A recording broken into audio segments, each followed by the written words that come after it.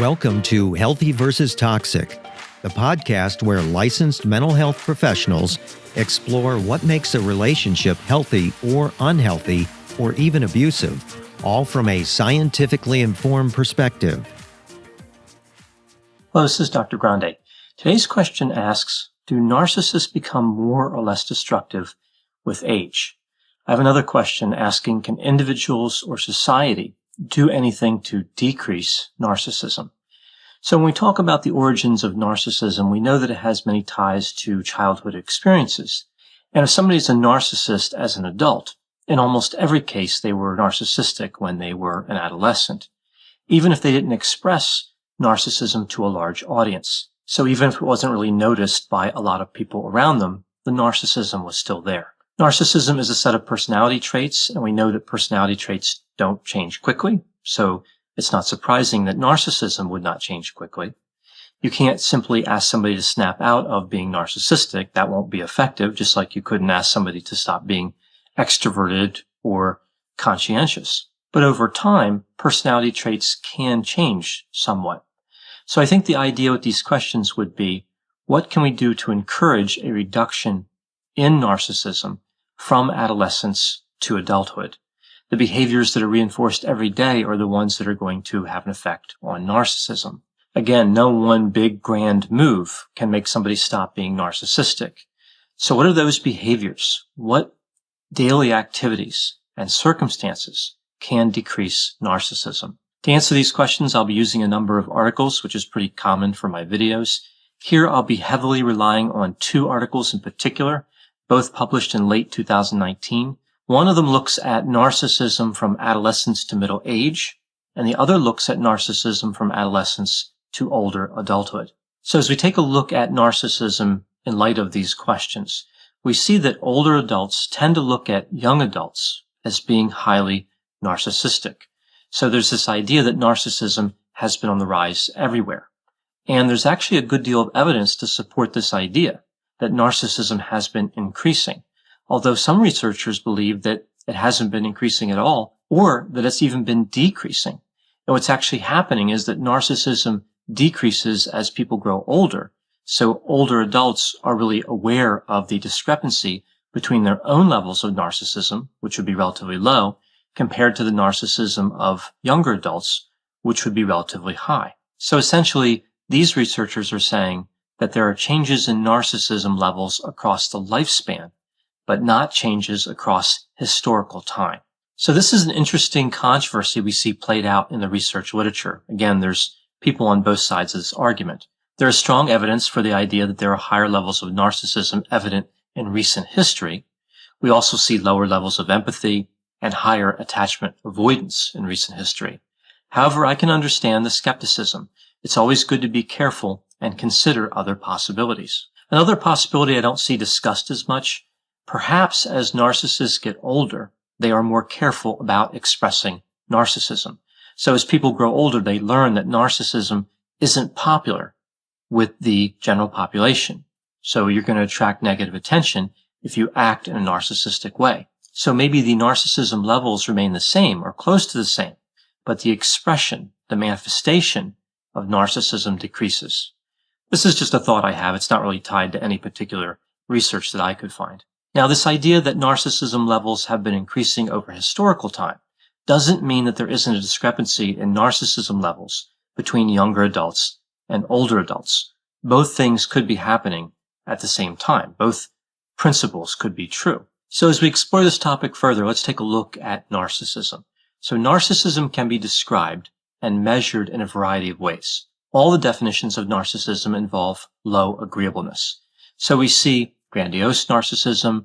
That's when somebody's socially dominant, arrogant, they have superficial charm, they're resistant to criticism, and they tend to be extroverted. We see vulnerable narcissism. This is when somebody has difficulty trusting others, they're hypersensitive to criticism, unforgiving, they have high levels of shame and low extroversion, so they're introverted. We see this mental disorder called narcissistic personality disorder, NPD, and this disorder has symptoms like fantasies of success and power, believing oneself to be special or unique, a sense of entitlement. It really reflects grandiose narcissism more so than vulnerable. Another way to look at narcissism is to look at the three facets listed in the Narcissistic Personality Inventory, the NPI. This is a test that's often used in research to measure levels of narcissism. The three facets on the NPI are entitlement, vanity, and leadership. Entitlement is considered the most destructive in relationships. It's associated with tending to devalue other people. Vanity is when people focus too much on their achievements and their physical appearance. They want to be the center of attention. They have a dysfunctional level of pride. Vanity is associated with having grandiose fantasies of wealth, power, and success. Leadership is considered the most adaptive facet, or one could argue the least maladaptive. It's associated with extroversion, high self-esteem, and a desire to have a supervisory role. Hi there, I'm Heather Drago. And I'm Sarah Saunders. We host the podcast, That's a Hard No, about saying no and setting boundaries. So you can become that true and empowered you that this world needs. Saying no isn't just okay. It's the key to living an authentic, fulfilling life. I'm a licensed professional clinical counselor, so while this podcast is in no way a replacement for one-on-one therapy, I suppose I know what I'm talking about. I'd say so. We talk about learning to say no and set healthy boundaries and how it impacts mental health, physical health, relationships, parenthood, and more. Subscribe wherever you get your podcasts and visit our website, hardnopodcast.com. We're here to help you find your no and say it unapologetically. That's a hard no.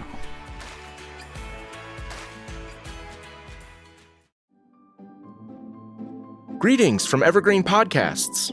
We're rolling out a listener survey and we want to hear from you. The information in the survey will help us gather statistics and in turn make our shows more appealing to advertisers. I know most people don't like ads, but this is one of the only ways our shows make money and help keep their lights on. We promise it will only take a few minutes, but the impact on our podcasts will be tremendous. As a token of our appreciation, we'll randomly select one lucky participant each month to win an exclusive merchandise package from Evergreen Podcasts. Head to evergreenpodcast.com/listenersurvey to help a show and possibly get some free stuff for doing so. We can't thank you enough for the support. Now back to the show. Now, in studying narcissism to see if it changes over time, we often consider the five-factor model of personality. I remember the five factors through the acronym OCEAN: openness to experience, conscientiousness, extroversion, agreeableness, and neuroticism. We see that as people age, they tend to become more conscientious, more agreeable, and less neurotic. Sometimes this change is simply referred to as maturity. One could argue that this movement on these personality traits is how we define maturity. Narcissism, of course, is often thought of as the opposite of maturity. As I mentioned before, grandiose narcissism is associated with high extroversion and low agreeableness, and there seems to be some connection to the self-control component of conscientiousness, specifically low self-control. So if people become more agreeable and more conscientious as they grow older, it makes sense that narcissism may decrease as people grow older. So what do we see in the research literature? Well, I talked about these three facets on the NPI: entitlement, vanity, and leadership. All three tend to decrease as people grow older, which seems like good news. However, several other observations were made regarding life events like career trajectories, and some of these findings are not as reassuring. What we see here is that individuals who did not end up in supervisory positions had a fairly marked decrease in their levels of narcissism. But narcissists who managed to obtain supervisory roles, which is defined as any role where somebody has authority over another, their level of narcissism did not drop as much. So two theories can emerge here. Narcissism leads to people wanting to pursue supervisory roles, and supervisory roles reinforce narcissism, preventing it from decreasing as quickly. It would appear that narcissism is maintained in the long run when it's useful. So if organizations keep promoting individuals who are highly narcissistic, those individuals will have no reason to second guess the utility of their own narcissistic traits. So there'll really be no motivation there for them to develop insight and to look at those traits and wonder if those traits are really helpful or pro-social or good. Now, there can be elements of both of these theories that occur, and that's probably what's happening.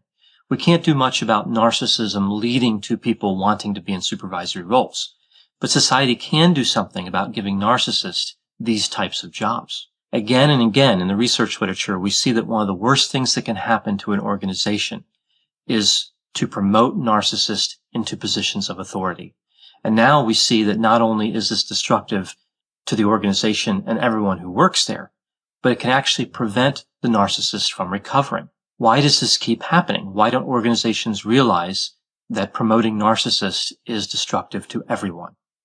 There are many reasons, but I'll go over two important ones that really stand out for me. The first is that selection processes are vulnerable to superficial charm. Often these decisions made by organizations are made very quickly from a relatively short interview. Interviewers often rely on how they feel about a candidate instead of objective, concrete evidence. And narcissists have superficial charm.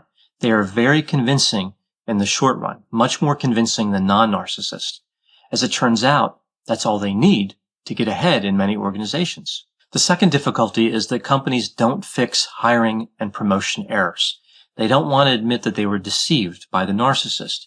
Organizations need to recognize that when they make a mistake, that's not a failure at a larger level. The real failure is refusing to accept that they made a mistake, refusing to accept the truth, refusing to correct the situation. That's the true failure in these situations. Everybody makes mistakes when it comes to narcissists. Many people are deceived by narcissists every day. The real failure is not recognizing the pattern and correcting the situation. Another interesting and worrisome finding that we see in the research was about vanity. Individuals who are higher on vanity are more likely to be in unstable relationships, less likely to remain in relationships as long as individuals who score low in vanity, and more likely to divorce. So here again, we see that society keeps rewarding physical attractiveness, even though it's not associated with anything useful. It's not tied to prosocial behavior. It's not tied to intelligence or productivity. It's not tied to empathy or kindness. Physical attractiveness is unrelated to all those constructs. Interestingly, though, individuals who had a higher level of vanity tended to have better physical health. The theory here is that they're more focused on their appearance, therefore they work harder to maintain it, which also leads to non-appearance related health benefits. So what's the bottom line when it comes to encouraging a reduction in narcissistic traits as people grow older? Well, I think two things really stand out. We need a lack of reinforcement for antisocial behavior and positive reinforcement for prosocial behavior. On the lack of reinforcement side, in order to extinguish a behavior, we need to stop rewarding the behavior. A few examples: narcissist recruiting agents to help them harm others, the so-called flying monkeys, which is a reference to the Wizard of Oz. Sometimes these people cooperate with the narcissist out of fear of becoming a target of the narcissistic behavior. But that only rewards the narcissist and allows them to harm more victims. The last item here is telling the narcissist they are great or talented when it's not true, just to avoid having to deal with them. It may seem expedient at the time, but again, this only reinforces the behavior. On the reinforcing positive behavior side, a few examples there. Rewarding empathic behavior. If we see narcissists behaving in a way where they're demonstrating empathy to other people, they're cognitively understanding how other people feel and acting on that, that's a positive prosocial behavior that should be recognized. Another item, recognizing when the narcissist expresses appreciation for someone else's abilities or talents. That really doesn't happen too often, but the key here is to reinforce it when it does happen. And the last item in terms of reinforcing positive behavior, being supportive when the narcissist reaches out for help. Like when they want to consider mental health counseling.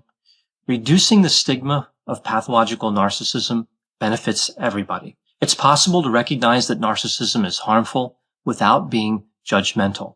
As it turns out, it may be necessary to avoid being judgmental in order to achieve a reduction in narcissism. So we can be concerned about the rise in narcissism levels. We can protect ourselves by keeping distance when appropriate from people who are narcissistic, but still recognize that narcissists are human beings and they may not have insight into their behavior all the time. But when we do see some insight and they do kind of look toward again, mental health counseling or other ways to get support, that should be encouraged. That's a way to ultimately reduce levels of narcissism. Thanks for listening. This has been a production of Ars Longa Media. The producers for this show are Christopher Breitigan and Madison Linden. The executive producer is Dr. Patrick Beeman. For more content, please visit our website at arslonga.media. To leave feedback or suggestions, send an email to info@arslonga.media. To find more content from Dr. Grande, including a link to his YouTube channel and his other Ars Longa podcasts, visit our website at arslonga.media. This podcast is intended for informational purposes only and should not be construed as medical or mental health advice. Ars Longa, Vita Brevis.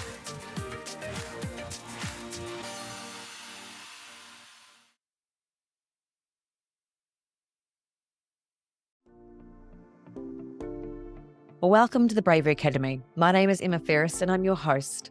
This podcast is crafted to share the stories of courageous individuals who have overcome adversity and found the courage to live their best lives.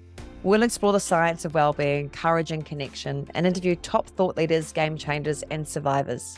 It is from these stories that we learn what resilience is, how to heal, how to recover, and how to be brave.